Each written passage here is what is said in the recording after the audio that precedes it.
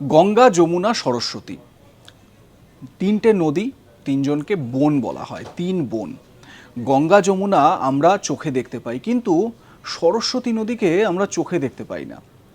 কেন? সরস্বতী নদী কি কাল্পনিক?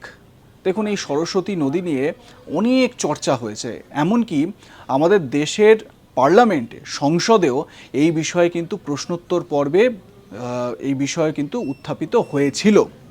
এবারে আপনাদের বলি, এই সরস্বতী নদী নিয়ে তো নানান কথা প্রচলিত রয়েছে যে এই নদীটি গায়েব হয়ে গিয়েছে, শুকিয়ে গিয়েছে, কিন্তু ভারতে এমন একটি জায়গা রয়েছে যেখানে এখনও সরস্বতী নদীকে দেখতে পাওয়া যায়। আগে হ্যাঁ, উত্তরাখণ্ডের বদ্রীনাথ ধাম, সেই বদ্রীনাথ ধাম থেকে ৩-৪ কিলোমিটারের ডিস্টেন্স রয়েছে। সেই ডিস্টেন্সেই মানে বদ্রীনাথ থেকে ৩-৪ কিলোমিটার দূরেই রয়েছে একটি গ্রাম, সেই গ্রামটির নাম হচ্ছে মানা। এই মানা গ্রামেই সরস্বতী নদীকে দেখতে পাওয়া যায় এবং সেখানে সেই সরস্বতী নদী প্রবাহিত হচ্ছে, কিন্তু একদম অল্প সময়ের জন্য সেটিকে দেখতে পাওয়া যায় এবং একটি জায়গা রয়েছে যেখানে এই নদীটি নিচের দিকে প্রবেশ করছে।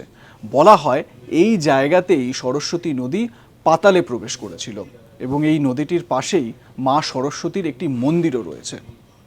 ইন্টারেস্টিং না? এই ধরনের ইন্টারেস্টিং বিভিন্ন ফ্যাক্টস জানার জন্য সাবস্ক্রাইব করুন আজ তাক বাংলা।